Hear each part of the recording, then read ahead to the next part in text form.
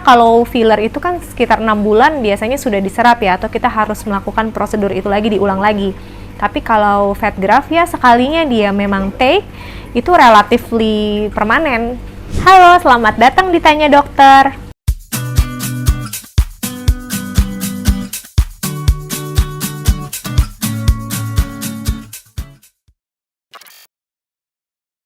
Hari ini kita bahas mengenai fat graft yuk. Transfer lemak atau fat graft itu adalah prosedur untuk memindahkan lemak di bagian tertentu ke bagian yang lain. Biasanya dari bagian paha dalam atau bagian perut ke daerah-daerah yang membutuhkan lemak. Bisa daerah yang besar seperti payudara ataupun daerah-daerah yang biasa diisi filler pada wajah, under eye, kemudian temporal, dahi, dan lain-lain. Tindakan tahap pertamanya itu sebenarnya sama atau mirip seperti tindakan liposuction, tapi bedanya lemak yang diambil tidak sebanyak liposuction. Kemudian lemak tersebut akan diproses. Nah, setelah selesai diproses, lemak itu akan dipindahkan ke bagian-bagian tertentu yang sudah disebutkan tadi. Dipindahkannya juga menggunakan kanul yang kecil, tergantung daerah mana akan dipindahkan. Sebenarnya pemindahannya kalau pada wajah mirip seperti prosedur filler. Ya, seperti yang sudah disebutkan tadi ya, lemak yang kualitasnya paling baik untuk donor itu biasanya di daerah paha dalam dan perut. Tapi bukan berarti daerah lain tidak bisa menjadi donor. Sayangnya belum bisa, karena bisa terjadi reaksi penolakan. Jadi, lemak yang dipakai harus dari lemak tubuh sendiri.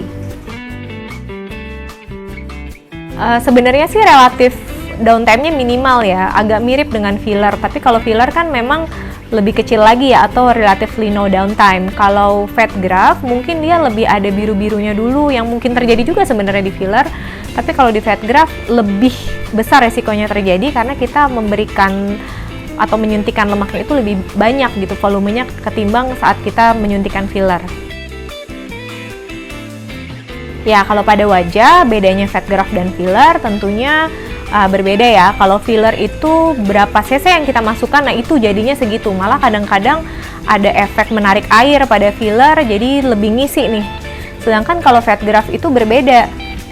Kalau fat graft kita harus overkoreksi. Jadi misalnya di under eye gitu kita bisa butuh 5 cc mungkin, karena kita overkoreksi dulu karena kita mengantisipasi sebagian lemak itu mungkin diserap.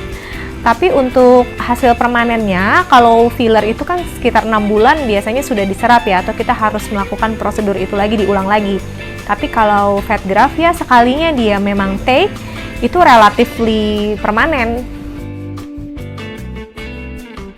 Ya, tapi sebenarnya udah terjawab ya. Saya nggak bisa bilang permanen, tapi relatively permanen gitu. Karena mungkin juga loh fat graft ini diserap semuanya. Jadi banyak sekali faktor yang mempengaruhi take atau bisa hidupnya fat graft itu di bagian atau di rumah dia yang baru gitu. Jadi kalau ditanya sekalinya dia take, ya sebenarnya relatif permanen. Sebenarnya yang bisa melakukan fat graft itu kembali lagi tergantung dari masalahnya. Untuk daerah wajah biasanya aging ya.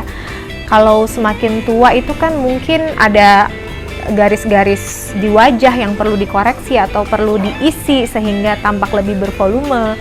Kemudian pada daerah tubuh itu misalnya payudara yang kecil gitu, atau mungkin payudara yang agak sedikit saggy, kulitnya itu sudah berkurang elastisitasnya, bisa dibantu juga dengan fat graft untuk mengisi kekosongan-kekosongannya itu.